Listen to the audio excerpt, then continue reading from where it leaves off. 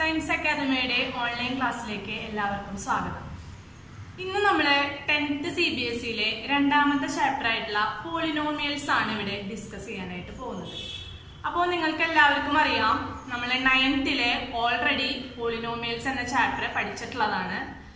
അതിന്റെ കണ്ടിന്യൂവേഷൻ ആണ് 10th നമുക്ക് പഠിക്കാനുള്ളത്. ഈ ചാപ്റ്ററിലേക്ക് കടക്കുന്നതിന് മുൻപ് നമുക്ക് ഒന്നുകൂടി ഇതൊന്ന് റിവൈസ് ചെയ്യാം. അപ്പോൾ ജസ്റ്റ് ഞാൻ ഇന്ന് പോളിനോമിയൽസിന്റെ ഇൻട്രൊഡക്ഷൻ ആണ് പറയാൻ പോകുന്നത്. അപ്പോൾ ആദ്യമായിട്ട് നമുക്ക് നോക്കാം എന്താണ് ഒരു പോളിനോമിയൽ. നിങ്ങൾക്ക് സ്ലൈഡ് നോക്കിയാലായിട്ട് കാണാം, പോളിനോമിയൽസിന്റെ ഡെഫിനിഷൻ കാണാം അല്ലേ? അത് വായിക്കാം. നോക്കൂ. An expression consisting of variables and constants that involves only the operations of addition, subtraction and multiplication. അപ്പൊ എന്താ പറയുന്നത്? പോളിനോമിയൽസ് എന്ന് പറഞ്ഞു കഴിഞ്ഞാൽ ഒരു എക്സ്പ്രഷൻ ആണ് അല്ലെ? Polynomial is an expression that consist of variables. Variables എന്ന് പറഞ്ഞാൽ എന്താ? അതിന്റെ വാല്യൂ ചേഞ്ച് ആയിക്കൊണ്ടിരിക്കും അല്ലെ? വേരിയബിൾസിനെ നമ്മൾ മെയിൻ ആയിട്ട് ഡിനോട്ട് ചെയ്യാം. നിങ്ങൾക്ക് അറിയാവുന്നതാണ്, എന്നാലും ഞാൻ പറയാണ്. എക്സ് വൈ സെഡ് അങ്ങനെ ഏത് ക്യാപിറ്റൽ ലെറ്റേഴ്സ് വേണമെങ്കിലും നമുക്ക് വേരിയബിൾസിന് വേണ്ടി യൂസ് ചെയ്യാൻ പറ്റും. ഇനി ഇതിന്റെ വാല്യൂ ചേഞ്ച് ആയിക്കൊണ്ടിരിക്കും. അതിനെയാണ് നമ്മൾ എന്തെന്ന് പറയാ? വേരിയബിൾസ് എന്ന് പറയാം അല്ലെ? ഇനി അതിൽ പറഞ്ഞിട്ടുണ്ട് കോൺസ്റ്റന്റ്സ്. എന്താണ് കോൺസ്റ്റന്റ്സ്? വേരിയബിൾസിന്റെ പോലെയല്ല, കോൺസ്റ്റന്റിന്റെ വാല്യൂ ചേഞ്ച് അറിയും. അതിനെയാണ് നമ്മൾ എന്ന് വിളിക്കുക? കോൺസ്റ്റന്റ്സ് എന്ന് വിളിക്കുക. നിങ്ങൾക്ക് അറിയാവുന്നതാണ്, നമ്മൾ കുറെ ന്യൂമറിക് കോൺസ്റ്റന്റുകൾ പഠിച്ചിട്ടുണ്ട്. 1, 2, 3, 4 അങ്ങനെ ഏത് വേണമെങ്കിലും ന്യൂമറിക് കോൺസ്റ്റന്റ്സിൽ വരാം. അപ്പൊ ഈ പോളിനോമിയൽസിലെ വേരിയബിൾസ് മാത്രമല്ല ഉണ്ടാവുക, എന്തുകൂടി ഉണ്ടാവും? കോൺസ്റ്റന്റ്സും ഉണ്ടാവും. ഇനി അതിൽ പറഞ്ഞിട്ടുണ്ട് പിന്നെന്താ ഉണ്ടാവുക? Operations like addition, subtraction, multiplication. നമ്മുടെ മാത്തമാറ്റിക്സിലെ ഓപ്പറേഷൻസ് ആയിട്ടുള്ള അഡീഷൻ, സബ്ട്രാക്ഷൻ, മൾട്ടിപ്ലിക്കേഷൻസ് ഒക്കെ ഈ പോളിനോമിയലിന്റെ എക്സ്പ്രഷൻസിൽ നമുക്ക് കാണാനായിട്ട് സാധിക്കും. ഇനി മെയിൻ ആയിട്ടൊരു കാര്യം, പോളിനോമിയൽസ് ആണോ എന്ന് അറിയാം. ഒരു എക്സ്പ്രഷൻ കിട്ടിക്കഴിഞ്ഞാൽ അതൊരു പോളിനോമിയൽ ആണോ എന്ന് നമുക്ക് പെട്ടെന്ന് മനസ്സിലാവാനായിട്ട്, അതായത് ഈ വേരിയബിൾസും കോൺസ്റ്റന്റ്സും അഡീഷനും സബ്ട്രാക്ഷനും മൾട്ടിപ്ലിക്കേഷനും ഒക്കെ ഇതിലുണ്ടാവും. അത് കൂടാതെ പോളിനോമിയൽ ആവണമെങ്കിൽ മെയിൻ ആയിട്ട് ഒരു കാര്യം അത് സാറ്റിസ്ഫൈ ചെയ്യണം. അതാണ് രണ്ടാമത്തെ പോയിന്റ് ആയിട്ട് സ്ലൈഡിൽ കാണാൻ സാധിക്കുക. പറഞ്ഞിട്ടുണ്ട് അതിൽ ക്ലിയർ ആയിട്ട്, it has only non negative integer exponents of variables. It has only non negative integer exponents of variables. ഈ വേരിയബിൾസിന്റെ എക്സ്പോണൻസ്, അതായത് പവർ എന്ന് പറയുന്നത് ഒരു നോൺ നെഗറ്റീവ് ഇന്റിജർ ആയിരിക്കണം. എന്താ പറഞ്ഞ? Non negative integers. ഇന്റിജേഴ്സ് എന്താന്ന് വെച്ചാൽ നിങ്ങൾക്ക് എല്ലാവർക്കും അറിയുന്നതാണ്. ഇന്റിജേഴ്സിൽ വരുന്ന നമ്പേഴ്സ് 0, 1, 2, 3 എക്സെട്ര. അതുപോലെ നെഗറ്റീവ് നമ്പേഴ്സ് നമ്മുടെ ഇന്റിജേഴ്സിൽ ഇൻവോൾവ് ആണ് അല്ലെ?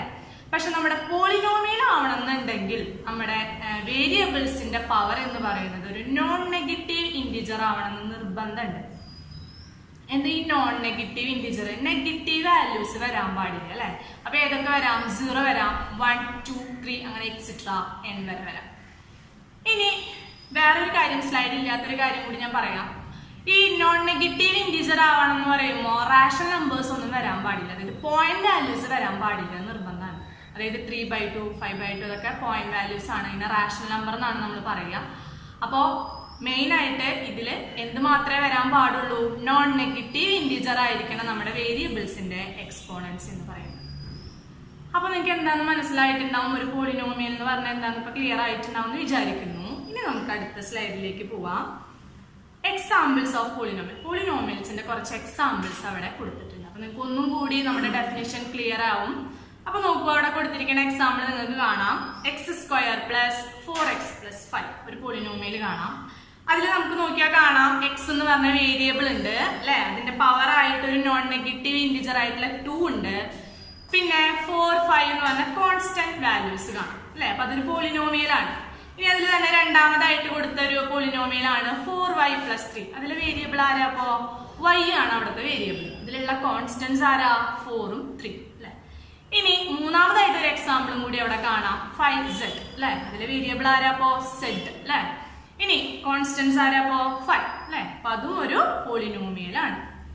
ഇനി രണ്ടാമതായിട്ട് നോൺ പോളിനോമിയൽസിന്റെ കുറച്ച് എക്സാമ്പിൾസും കൂടി അവിടെ നിങ്ങൾക്ക് കാണാം. എന്തുകൊണ്ട് അതൊരു പോളിനോമിയൽ ആയില്ല? ഫസ്റ്റത്തെയാണ് √x + 4. നിങ്ങൾക്ക് കാണുമ്പോൾ ചിലപ്പോൾ തോന്നും അതൊരു പോളിനോമിയൽ ആണ്, പക്ഷെ അതൊരു പോളിനോമിയൽ അല്ല.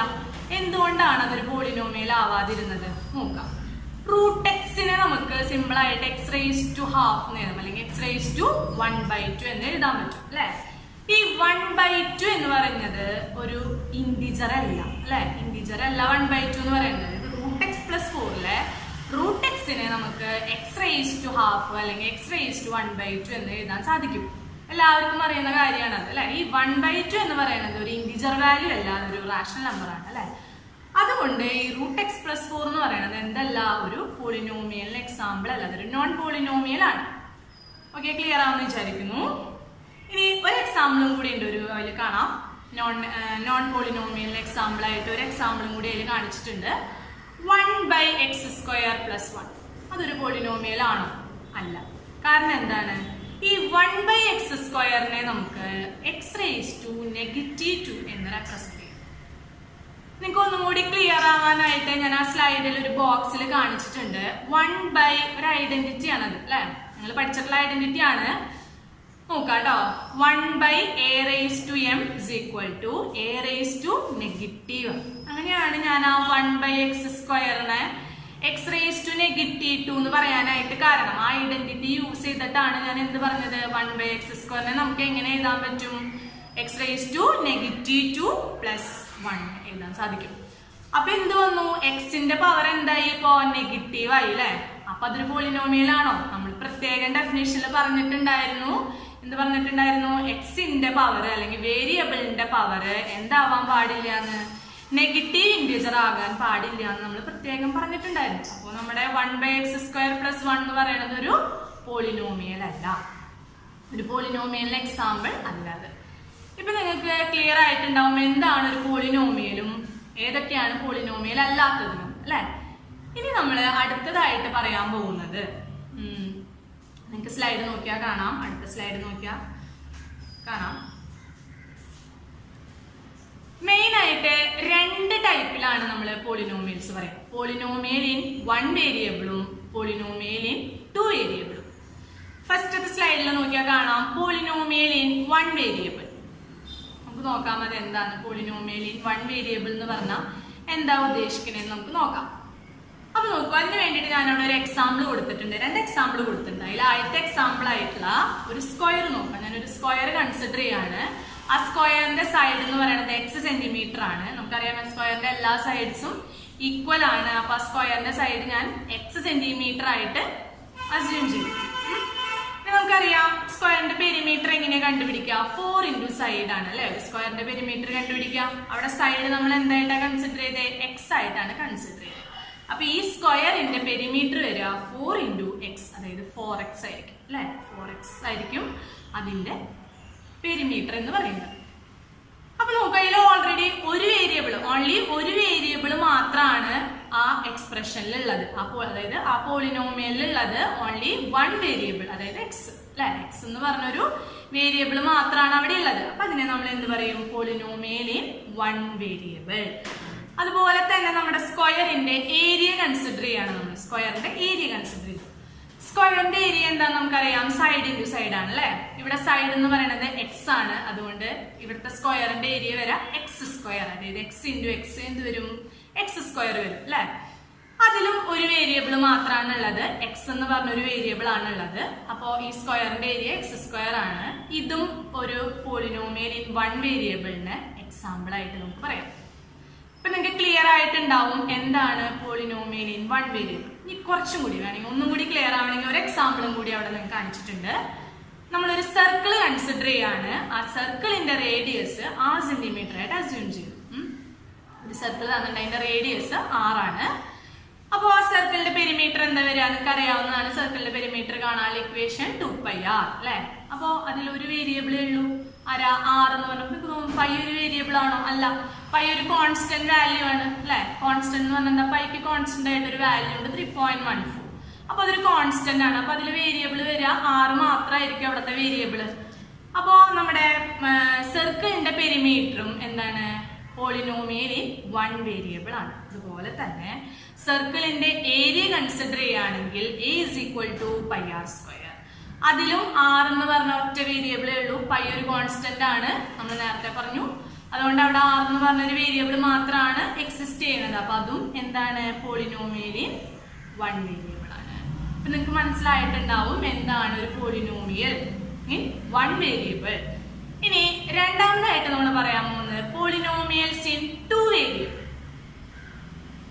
അടുത്ത സ്ലൈഡ് നോക്കിക്കഴിഞ്ഞാൽ നിങ്ങൾക്ക് കാണാൻ സാധിക്കും, അതിലൊരു എക്സാമ്പിൾ കൊടുത്തിട്ടുണ്ട്. ഒരു റെക്ടാങ്കിൾ ആണ് അവിടെ കൺസിഡർ ചെയ്തിരിക്കുന്നത് അല്ലെ.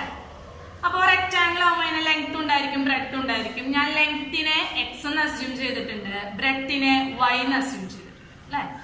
അപ്പൊ നമ്മുടെ ഈ റെക്ടാങ്കിളിന്റെ പെരിമീറ്റർ എന്തായിരിക്കും വരിക? റെക്ടാങ്കിളിന്റെ പെരിമീറ്റർ എന്താണെന്ന് എല്ലാവർക്കും അറിയുന്നതാണ്, 2 × L+B. ഇവിടെ നമ്മൾ ലെങ്ത്തിനെ എക്സ് ആയിട്ടും ബ്രെഡ്ത്തിനെ വൈ ആയിട്ടാണ് കൺസിഡർ ചെയ്തിരിക്കുന്നത്. അതുകൊണ്ട് നമ്മുടെ പെരിമീറ്റർ ഇവിടെ 2 × x+y എന്നായിരിക്കും എഴുതാം. നേരത്തെ എക്സാമ്പിളിനെ അപേക്ഷിച്ച് ഇവിടെ എന്താ പ്രത്യേകത ഉള്ളത്? ഇവിടെ രണ്ട് വേരിയബിൾ ഉണ്ട് അല്ലെ. ഏതൊക്കെയാ? എക്സും ഉണ്ട്, വൈയും ഉണ്ട്. നേരത്തെ നമുക്ക് സ്ക്വയറിന്റെ ആയാലും സർക്കിളിന്റെ ആയാലും എക്സാമ്പിൾ എടുത്ത് നോക്കിയപ്പോൾ അതിൽ ഒരു വേരിയബിളെ വന്നിട്ടുണ്ടായുള്ളൂ, അല്ലെങ്കിൽ എക്സ് അല്ലെങ്കിൽ ആറ്. പക്ഷെ ഈ റെക്ടാങ്കിളിന്റെ കേസ് എടുത്തപ്പോൾ എന്താ സംഭവിച്ചത്? ഇതിൽ നമുക്ക് രണ്ട് വേരിയബിൾ കാണാൻ സാധിച്ചു. ഏതൊക്കെയാ? എക്സും ഉണ്ട്, വൈയും ഉണ്ട്. അപ്പൊ ഇതിനെ നമ്മൾ പോളിനോമിയൽസ് ഇൻ ടു വേരിയബിൾസ് എന്ന് പറയും. അതിന്റെ ഇടയിൽ പെരിമീറ്റർ മാത്രമല്ല ഏരിയയും കൂടി കാണിച്ചിട്ടുണ്ട്. റെക്ടാങ്കിളിന്റെ ഏരിയ എന്താണ് വരിക? A is equal to L into B അല്ലെ. L നമ്മളിവിടെ എക്സ് ആയിട്ട് എടുത്താണ്, ബ്രെഡ്ത്ത് നമ്മളിവിടെ വൈ ആയിട്ടാണ് കൺസിഡർ ചെയ്തിരിക്കുന്നത്. സോ അതുകൊണ്ട് ഏരിയ എന്താ വരിക? Area is equal to XY എന്നായിരിക്കും വരിക. ഇതും ഒരു പോളിനോമിയലിൻ ടു വേരിയബിൾ ആണ്. പോളിനോമിയലിൻ ടു വേരിയബിൾ. ഇപ്പൊ എല്ലാവർക്കും എന്താണ് പോളിനോമിയലിൻ വൺ വേരിയബിളും പോളിനോമിയലിൻ ടു വേരിയബിളും എന്ന് ക്ലിയർ ആയിട്ടുണ്ടാവും വിചാരിക്കുന്നു. ഇനി നമ്മൾ അടുത്ത സ്ലൈഡിലേക്ക് പോവാണ്. എന്താണ് ഒരു പോളിനോമിയലിലെ ടേംസും കോഎഫിഷ്യൻസ്? അതിന് വേണ്ടിയിട്ട് ഞാൻ ആ സ്ലൈഡിൽ ഒരു പോളിനോമിയൽ എഴുതിയിട്ടുണ്ട്, ഒരു പോളിനോമിയൽ കൺസിഡർ ചെയ്തിട്ടുണ്ട്. നോക്കൂ, എന്താ പോളിനോമിയൽ എഴുതി നോക്കൂ. x² + 3x + 2 ഒരു പോളിനോമിയൽ കൺസിഡർ ചെയ്തിട്ടുണ്ട്. നോക്കാം ഇനി അതിൽ ഏതൊക്കെയാണ് ടേംസും കോഎഫിഷ്യൻസും ആയിട്ട് വരിക നോക്കാം. നോക്കൂ, അവിടെ ടേംസ് ആയിട്ട് നമ്മൾ പറയാ x²നെയും 3x-നെയും 2-നെയും ആയിരിക്കും. അതായത് ആ അഡീഷൻ സിമ്പിൾ ഒഴിച്ചിട്ടുള്ള ബാക്കിയുള്ള അഡീഷൻ വെച്ചിട്ട് നമ്മൾ ആ ടേംസിനെ മാറ്റി നിർത്തിയിട്ടുണ്ട് അല്ലെ. അപ്പൊ അതിൽ ടേംസ് വരിക x² 3x 2 ആയിരിക്കും. ഇനി കോഎഫിഷ്യൻസ് എന്ന് പറഞ്ഞു കഴിഞ്ഞാൽ എന്താ? ഫസ്റ്റത്തെ ടേം നോക്കാം, x² അല്ലെ. x²ന്റെ കോഎഫിഷ്യന്റ് ആയിട്ട് 1 ആയിരിക്കും വരിക. അതായത് x²ന്റെ നിയറസ്റ്റ് കിടക്കണത്, നിയറസ്റ്റ് ഒന്നും കിടക്കണില്ല, ഒന്നും കിടക്കാത്ത കാരണം നമ്മൾ എന്താ പറയാ, അതിനെ 1 ആയിട്ടാണ് നമ്മൾ കൺസിഡർ ചെയ്യുക. അപ്പൊ x²ന്റെ കോഎഫിഷ്യന്റ് എന്ന് പറയുന്നത് എത്രയായിരിക്കും? 1 ആയിരിക്കും. ഇനി രണ്ടാമത്തെ ടേം എന്ന് പറയുന്നത് 3x ആണ് അല്ലെ. അപ്പൊ എക്സിന്റെ അടുത്താരാ? എക്സിന്റെ നിയറസ്റ്റ് കിടക്കുന്ന ആളാരാ? 3 ആണ് അല്ലെ. അപ്പൊ ഈ 3x-ന്റെ കോഎഫിഷ്യന്റ് എന്ന് പറയുന്നത് ആരായിരിക്കും? 3 ആയിരിക്കും. ഇനി ലാസ്റ്റ് ടേം എന്ന് പറയുന്നത് ഒരു കോൺസ്റ്റന്റ് ആണ് 2 അല്ലെ. അപ്പൊ നിങ്ങൾ ഈ 2-ന് കോഎഫിഷ്യന്റ് ഉണ്ടോ? ഉണ്ട്. കാരണം 2 എങ്ങനെയാ വന്നത്? 2-ന്റെ റൈറ്റ് സൈഡിൽ x⁻0 എന്ന് എഴുതാം നമുക്ക് അല്ലെ. x⁻0 എന്ന് പറഞ്ഞാൽ എത്രയാ? 1 ആണ്. അത് 1 ആയി പോയത് നമ്മൾ അവിടെ കാണിച്ചിട്ടില്ലേ. അപ്പൊ കോൺസ്റ്റന്റിന്റെ റൈറ്റ് സൈഡിൽ എപ്പോഴും എന്തുണ്ട്? എക്സിന്റെ ഒരു പവർ ഉണ്ട്. അതിനെ നമുക്ക് എങ്ങനെ എഴുതാം? x⁻0 എന്ന് റെപ്രസെന്റ് ചെയ്യാം. അത് 1 ആയ കാരണം നമ്മൾ അവിടെ എഴുതിയില്ല എന്നുള്ളൂ. അപ്പോൾ ഈ കോൺസ്റ്റന്റിന്റെ കോഎഫിഷ്യന്റ് എന്ന് പറയുന്നത് എന്ത് തന്നെയായിരിക്കും? 2 തന്നെയായിരിക്കും. അപ്പൊ 2-ന്റെ കോഎഫിഷ്യന്റ് നമുക്ക് എന്ത് എഴുതാം? 2 തന്നെ റെപ്രസെന്റ് ചെയ്യാം. അപ്പൊ നിങ്ങൾക്ക് ക്ലിയർ ആയിട്ടുണ്ടാവും എന്താണ് ഒരു പോളിനോമിയലിലെ ടേംസും കോഎഫിഷ്യൻസും. ഇനി അടുത്തതായിട്ട് ഒരു ഇമ്പോർട്ടന്റ് ടോപ്പിക് ആണ് പറയാൻ പോകുന്നത്. എന്താണ് ഒരു പോളിനോമിയലിന്റെ ഡിഗ്രി എന്ന് പറയുന്നത്? പോളിനോമിയലിന്റെ ഡിഗ്രി എന്താണ്? നിങ്ങൾക്ക് സ്ലൈഡ് നോക്കിയാൽ കാണാം, the highest power of variable in the polynomial. നമ്മുടെ ഒരു പോളിനോമിയലിലെ എക്സിന്റെ ഹയസ്റ്റ് പവറിനെയാണ് നമ്മൾ എന്തെന്ന് പറയാ? ഡിഗ്രി ഓഫ് എ പോളിനോമിയൽ എന്ന് പറയാം. മനസ്സിലായോ? ഒരു പോളിനോമിയലിലെ വേരിയബിൾസിന്റെ ഹയസ്റ്റ് പവറിനെയാണ് നമ്മൾ ഡിഗ്രി എന്ന് വിളിക്കുക. അപ്പൊ അവിടെ കുറച്ച് എക്സാമ്പിളുകൾ കൊടുത്തിട്ടുണ്ട്. നമുക്ക് നോക്കിയാൽ കാണാം സ്ലൈഡില്. ഫസ്റ്റ് എക്സാമ്പിൾ കൊടുത്തത് x³ + 4x² + 3x + 5. അതില് വേരിയബിൾ എന്ന് പറയുന്നത് എക്സ് ആണ്. അപ്പൊ നിങ്ങൾക്ക് നോക്കൂ, x³ ഉണ്ട്, അതില് x² ഉണ്ട്, x ഉണ്ട് അല്ലെ. അപ്പൊ ഏറ്റവും ഹയസ്റ്റ് പവർ ഏതായിരിക്കും അതില്? എക്സിന്റെ 3 ആണ് അല്ലെ. നോക്കിക്കോളൂ നിങ്ങൾ സ്ലൈഡില്. എക്സിന്റെ ഹയസ്റ്റ് പവർ എന്ന് പറയുന്നത് അവിടെ 3 ആണ്. അപ്പോ ഈ പോളിനോമിയലിന്റെ ഡിഗ്രി എന്ന് പറയുന്നത് 3 ആയിരിക്കും. ഓക്കെ, ക്ലിയർ ആയോ? ഫസ്റ്റ് പോളിനോമിയൽ എന്ന് പറഞ്ഞ നമ്മുടെ സ്ലൈഡിൽ കൊടുത്തിരിക്കുന്ന first polynomial x³ plus 4x² plus 3x plus 5 എന്നാണ്. അതിന്റെ എക്സിന്റെ അതായത് വേരിയബിൾസിന്റെ ഹയസ്റ്റ് പവർ എന്ന് പറയുന്നത് 3 ആണ്. സോ ആ പോളിനോമിയലിന്റെ ഡിഗ്രി എന്ന് പറയുന്നത് 3 ആയിരിക്കും.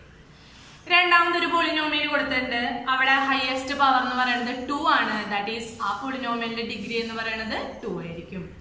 തേർഡ് ഒരു പോളിനോമിയൽ കൊടുത്തിട്ടുണ്ട് x+5. അപ്പോൾ നിങ്ങൾ നോക്കിയാൽ കാണാൻ അതിന് പവർ ഒന്നും ഇല്ല അല്ലെ, എക്സിന് പവർ ഒന്നും കാണാനില്ല. ഒന്നുമില്ല എന്നുണ്ടെങ്കിൽ എക്സിന്റെ പവർ എത്രയായിരിക്കും? 1 ആയിരിക്കും. അപ്പൊ ആ പോളിനോമിയലിന്റെ ഡിഗ്രി എന്തായിരിക്കും? 1 ആയിരിക്കും. ലാസ്റ്റ് പോളിനോമിയലിന്റെ ഡിഗ്രി അപ്പോ 1 അല്ലെ. അപ്പൊ എന്താണ് ഒരു പോളിനോമിയലിന്റെ ഡിഗ്രി എന്ന് എല്ലാവർക്കും മനസ്സിലായെന്ന് വിചാരിക്കുന്നു.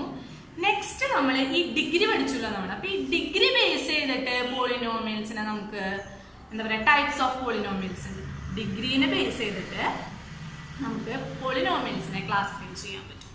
അതാണ് അടുത്ത സ്ലൈഡിൽ നിങ്ങൾക്ക് കാണാൻ സാധിക്കുക. നോക്കൂ, അതിൽ മെയിൻ ആയിട്ട് 3 ടൈപ്സ് ആണ് ഉള്ളത്. അതിൽ ഫസ്റ്റ് വൺ ആണ് ഒരു linear polynomial, second one quadratic polynomial, third one cubic polynomial. അപ്പൊ ഡിഗ്രീനെ ബേസ് ചെയ്തിട്ടാണ് ഇതിനെ നമ്മൾ ക്ലാസിഫൈ ചെയ്തതെന്ന് പറഞ്ഞു അല്ലെ. അപ്പൊ നിങ്ങൾക്ക് ആ എക്സാമ്പിൾസ് കാണുമ്പോൾ പെട്ടെന്ന് പറയാൻ പറ്റും എന്തുകൊണ്ടാണ് അതിനെ ലീനിയർ അല്ലെങ്കിൽ ക്വാഡ്രാറ്റിക് അല്ലെങ്കിൽ ക്യൂബിക് എന്ന് പറയാൻ കാരണം. നോക്കൂ, അതിന്റെ അടുത്ത് തന്നെ അതിന്റെ എക്സാമ്പിൾസ് കൊടുത്തിട്ടുണ്ട്. ഫസ്റ്റ് ലീനിയർ പോളിനോമിയലിന്റെ എക്സാമ്പിൾ അവിടെ കൊടുത്തിരിക്കുന്നത് x+3 ആണ് അല്ലെ. അവിടെ ഡിഗ്രി എന്ന് പറയുന്നത് എത്രയാ? 1 ആണ് അല്ലെ. ഫസ്റ്റ് എക്സാമ്പിളിന്റെ ഡിഗ്രി എന്ന് പറയുന്നത് 1 ആണ്. അതായത് ഡിഗ്രി 1 ആയിട്ടുള്ള പോളിനോമിയൽസിനെയാണ് നമ്മൾ ലീനിയർ പോളിനോമിയൽസ് എന്ന് പറയുന്നത്. ക്ലിയർ ആയോ? ഡിഗ്രി 1 ആയിട്ടുള്ള പോളിനോമിയൽസിനെയാണ് നമ്മൾ ലീനിയർ പോളിനോമിയൽസ് എന്ന് പറയാം. രണ്ടാമതായിട്ട് ക്വാഡ്രാറ്റിക് പോളിനോമിയൽ ആണ്. അതിന്റെ എക്സാമ്പിൾ അവിടെ കൊടുത്തിട്ടുണ്ട്, x² പ്ലസ് 7x മൈനസ് 2. അതിന്റെ ഡിഗ്രി എന്താ നിങ്ങളൊന്ന് പറഞ്ഞു നോക്കി. അതിന്റെ ഡിഗ്രി വരാ ഹയസ്റ്റ് പവർ എക്സിന്റെ വരാ 2 ആണ്. സോ ആ പോളിനോമിയലിന്റെ അതായത് ക്വാഡ്രാറ്റിക് പോളിനോമിയലിന്റെ ഡിഗ്രി എപ്പോഴും എന്തായിരിക്കും? 2 ആയിരിക്കും. ഒന്നുകൂടി ക്ലിയർ ആയി പറഞ്ഞാൽ ഡിഗ്രി 2 ആയി വരുന്ന പോളിനോമിയൽസിനെയാണ് നമ്മൾ ക്വാഡ്രാറ്റിക് പോളിനോമിയൽസ് എന്ന് പറയാം. ഓക്കെ, ഡിഗ്രി 2 ആയിട്ട് വരുന്ന പോളിനോമിയൽസിനെയാണ് നമ്മൾ ക്വാഡ്രാറ്റിക് പോളിനോമിയൽസ് എന്ന് പറയാം. ഇനി ലാസ്റ്റ് വേണമാണ് ക്യൂബിക് പോളിനോമിയൽ. അപ്പൊ നിങ്ങൾക്ക് പറയാൻ പറ്റുമല്ലോ, ഈ രണ്ടെണ്ണം നമ്മൾ പറഞ്ഞു, ലീനിയർ പോളിനോമിയൽ പറഞ്ഞു, ക്വാഡ്രാറ്റിക് പോളിനോമിയൽ പറഞ്ഞു. ലീനിയർ പോളിനോമിയലിന്റെ ഡിഗ്രി 1 ആയിരിക്കും എന്ന് പറഞ്ഞു, ക്വാഡ്രാറ്റിക് പോളിനോമിയലിന്റെ ഡിഗ്രി 2 ആയിരിക്കും എന്ന് പറഞ്ഞു. അപ്പൊ എന്തായിരിക്കും നമ്മുടെ ക്യൂബിക് പോളിനോമിയൽ എന്ന് പറഞ്ഞാൽ? ഈ ക്യൂബിക് പോളിനോമിയലിന്റെ ഡിഗ്രി അപ്പൊ എത്രയായിരിക്കും? ക്യൂബിക് പോളിനോമിയൽ ഡിഗ്രി എന്ന് പറയുന്നത് 3 ആയിരിക്കും. അതായത് 3 ഡിഗ്രി വരുന്ന പോളിനോമിയൽസിനെയാണ് നമ്മൾ എന്താ പറയാ, ക്യൂബിക് പോളിനോമിയൽസ് എന്ന് പറയും. ഓക്കെ ആണല്ലോ. ഇനി രണ്ടാമതായിട്ട് ഒരു ക്ലാസിഫിക്കേഷനും കൂടി ഉണ്ട്. Classification based on number of terms. അതിൽ എത്ര ടേംസ് വരുന്നുണ്ടെന്നനുസരിച്ച് അതിനെ വീണ്ടും ക്ലാസിഫൈ ചെയ്തിട്ടുണ്ട്. 3 ടൈപ്സ് തന്നെയാണുള്ളത്. ഫസ്റ്റ് ടൈപ്പ് ആണ് monomial, second one binomial, third one trinomial. നിങ്ങൾക്ക് നേരത്തെ ഒക്കെ പറഞ്ഞതിനനുസരിച്ച് നമുക്ക് പറയാൻ പറ്റും, പെട്ടെന്ന് പറയാൻ പറ്റും എന്താണ് ഒരു മോണോമിയല്, ബൈനോമിയല്, ട്രൈനോമിയൽ. നേരത്തെ നമ്മൾ ടേംസും കോഎഫിഷ്യൻസും നോക്കിയതാണ് അല്ലെ. ടേംസ് എന്ന് പറഞ്ഞാൽ എന്താന്നൊക്കെ നിങ്ങൾക്ക് പറയാം. അപ്പോൾ ഈ ടേംസിന്റെ അടിസ്ഥാനത്തിൽ നമ്മൾ ഇതിനെ വീണ്ടും 3 ആയിട്ട് തിരിച്ചിട്ടുണ്ട്, മോണോമിയല്, ബൈനോമിയല്, ട്രൈനോമിയൽ. അപ്പൊ എന്തായിരിക്കും ഒരു മോണോമിയല്? മോണോമിയൽ എന്ന് പറഞ്ഞാൽ ഓൺലി 1 ടേം, ഒരു ടേം മാത്രം മോണോമിയൽ ഉണ്ടാവുള്ളൂ. രണ്ടാമത്തെയാണ് ബൈനോമിയൽ. അപ്പൊ ബൈനോമിയൽ എത്ര ടേം ഉണ്ടാവും? ബൈനോമിയലില് 2 ടേംസ് ഉണ്ടാവും. 2 ടേംസ് ഉള്ള എക്സ്പ്രഷനാണ് നമ്മൾ എന്ത് പറയാ, ബൈനോമിയൽ എന്ന്. മൂന്നാമതായിട്ട് ട്രൈനോമിയൽ. ട്രൈനോമിയൽ അപ്പൊ എത്ര ടേം ഉണ്ടാവും? 3 ടേംസ്. 3 ടേംസ് ഉള്ള എക്സ്പ്രഷനാണ് നമ്മൾ എന്താ പറയാ, ട്രൈനോമിയൽ എന്ന് വിളിക്കും. ഓക്കെ ആണോ? അപ്പോ ഇത്രയും കാര്യങ്ങളാണ് പോളിനോമിയൽസിന്റെ ബേസിക് ആയിട്ട് നമുക്ക് പറയാനുള്ളത്. ഇതൊക്കെ നിങ്ങൾ 9th പഠിച്ചിട്ടുണ്ട്. പലർക്കും അല്ലെങ്കിൽ ഒരുവിധം എല്ലാവർക്കും അറിയുന്ന കാര്യങ്ങളാണ് ഞാനിവിടെ പറഞ്ഞത്. പക്ഷെ നമ്മൾ 10th പോളിനോമിയൽ എന്ന ചാപ്റ്റർ വളരെ സ്മൂത്ത് ആയിട്ട് പോകണമെന്നുണ്ടെങ്കിൽ നമുക്ക് 9th പഠിച്ച കാര്യങ്ങളൊക്കെ ഒന്നുകൂടി റിവൈസ് ചെയ്യേണ്ടതുണ്ട്. അതുകൊണ്ടാണ് ഫസ്റ്റ് ഒരു ഇൻട്രൊഡക്ഷൻ ആയിട്ട് ഈ പോളിനോമിയൽസിന്റെ ബേസിക് ആയിട്ടുള്ള കാര്യങ്ങൾ ഇവിടെ പറയാനായിട്ട് കാരണം. ഒരുവിധം എല്ലാ കൺസെപ്റ്റും നിങ്ങൾക്ക് മനസ്സിലായെന്ന് വിചാരിക്കുന്നു. നമ്മൾ ഇനി അടുത്ത സെക്ഷനിൽ ഈ പോളിനോമിയൽസ് എന്ന ചാപ്റ്ററിലേക്ക് കടക്കും. നമ്മൾ 9th പഠിച്ച കാര്യങ്ങളല്ല, 9th നമ്മൾ ബേസിക് ആയിട്ടുള്ള കാര്യങ്ങളാണ് പറഞ്ഞത്. നമ്മളിപ്പോൾ അത് റിവൈസ് ചെയ്തു അല്ലേ. അതിൻ്റെ കുറച്ചും കൂടി കണ്ടിന്യൂവേഷൻ ആണ് നമ്മുടെ ഇതിൽ വരുന്നത് 10th വരുന്നത്. പോളിനോമിയൽസ് എന്ന ചാപ്റ്റർ വളരെ ഇമ്പോർട്ടൻ്റ് ആണ്. നിങ്ങൾക്ക് എക്സാമിന് വരുമ്പോൾ ക്വസ്റ്റ്യൻസ് ഒരു 2-3 ക്വസ്റ്റ്യൻസ് അതിൽ നിന്ന് പ്രതീക്ഷിക്കാം. അപ്പോൾ വളരെ ഇമ്പോർട്ടൻ്റ് ആയ ചാപ്റ്റർ ആണ്, കുറച്ച് ഈസിയാണ്, കുഴപ്പമില്ലാത്തൊരു ചാപ്റ്റർ ആണ്. അപ്പോൾ എല്ലാവരും നന്നായിട്ട് പഠിക്കുക. ഇത്രയും പറഞ്ഞ കാര്യങ്ങളൊക്കെ നിങ്ങൾക്ക് ക്ലിയർ ആയിട്ടുണ്ടാവുമെന്ന് വിചാരിക്കുന്നു. ഇതിൻ്റെ കൂടുതലായിട്ടുള്ള കാര്യങ്ങൾ നമുക്ക് അടുത്ത സെക്ഷനിലൊക്കെ നോക്കാം. അപ്പോൾ ഓക്കെ, താങ്ക് യു.